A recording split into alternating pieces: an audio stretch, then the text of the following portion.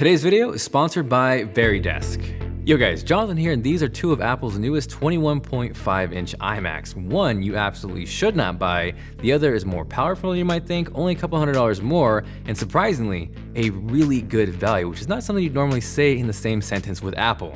So I'm gonna stack them side by side, even throw in a MacBook Pro, but before we do that, let's check out a word from today's sponsor, VariDesk.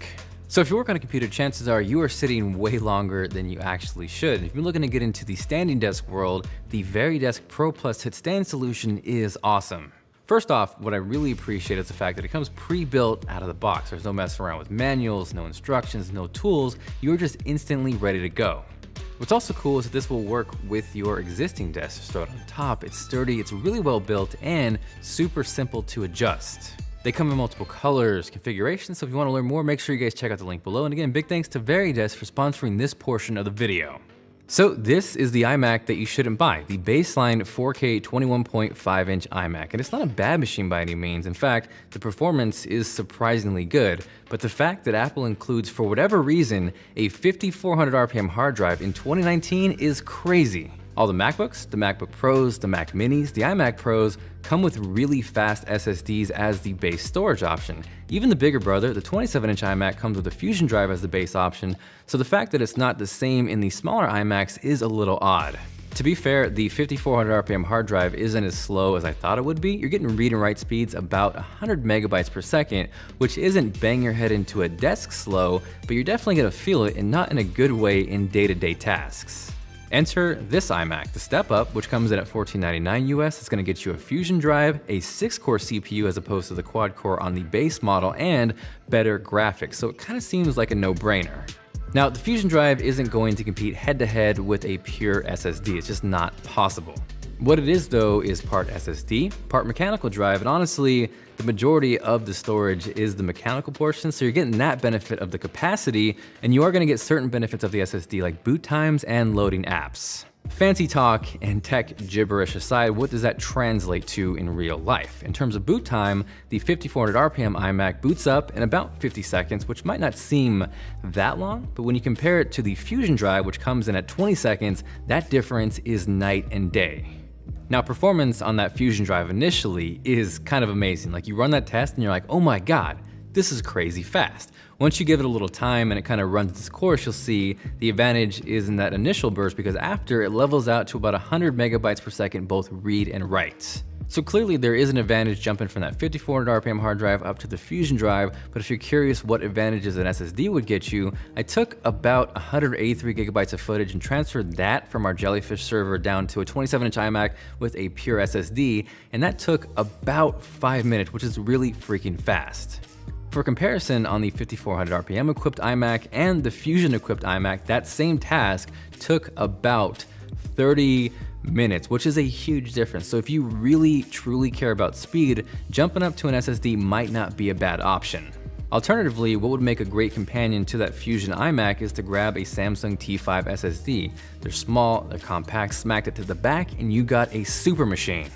From there, there's no arguing. I'll be the first to admit the current iMac design is looking a little outdated. That chin, that bezel, it just doesn't feel like something from 2019. So Johnny Ive, it's time for an update.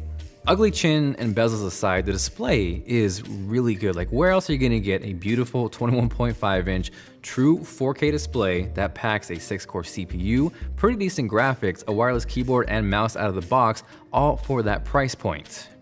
In terms of I/O, it's gonna be the exact same as the bigger 27-inch iMac. So you're gonna get a headphone jack, SD card slot, 4 USB-A ports, 2 Thunderbolt 3 ports in the flavor of USB-C, and Gig Ethernet. Now, I realize Linus Tech Tips is doing the Arthur Fist in those sandals right now with the lack of 10 gig Ethernet on these iMacs. You can, however, thanks to Thunderbolt 3, pick up an adapter like this. It's about 150 bucks, and that will give you full-fledged 10 gig Ethernet to both a 21 or 27-inch iMacs. So I'm not the biggest fan of synthetic benchmarks, but for reference, here is how that i5 6-core CPU stacks up against the quad-core i3 model.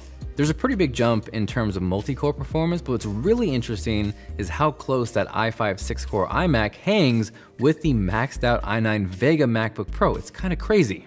Same thing with OpenCL, you're getting performance jumps as expected, but what's really cool is you can throw Vega 20 into this 21-inch iMac.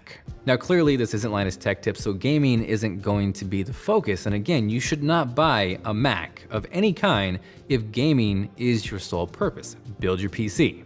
If you do want to do some light gaming though, testing out Rise of the Tomb Raider with the synthetic benchmark at 1440p low on that baseline iMac, you're looking about 22 frames per second, and jumping up to that next level up, that's going to get you about 29. I am much more a fan of real world examples, so what that translates to on the 560X equipped iMac, you can run Tomb Raider at 1080p on medium, whereas with the 555X, you're looking at 1080p on low. Also, for whatever it's worth, I know Cuphead isn't the most graphically intensive game, it's annoying and super freaking hard, but you were able to run both at 60 FPS at 4K on both of these machines.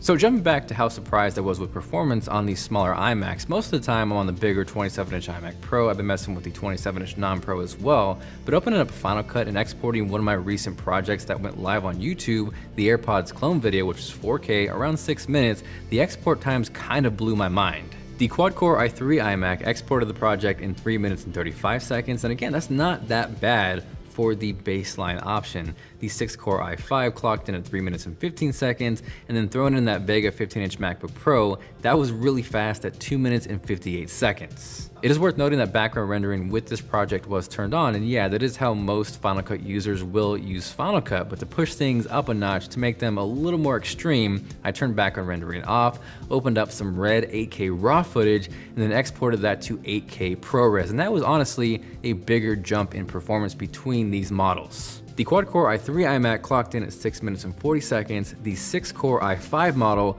was a huge jump at 3 minutes and 3 seconds, and then that 15-inch Vega MacBook Pro was 2 minutes and 38 seconds, which is really freaking fast. So with that, there was a pretty big jump in terms of performance with the i5 iMac and the i3. A lot of that had to do with the CPU, but also it had a lot to do with the GPU. So again, for 200 bucks more, you're getting a huge performance jump, a faster drive, and that kind of makes this the no-brainer option. Aside from that, thank you guys so much for watching. Hopefully you enjoyed the video, and if you want to see more comparisons against the 27-inch iMac, maybe a more extensive test against the MacBook Pro, let me know by dropping a like. This is Jonathan, and I will catch you guys later.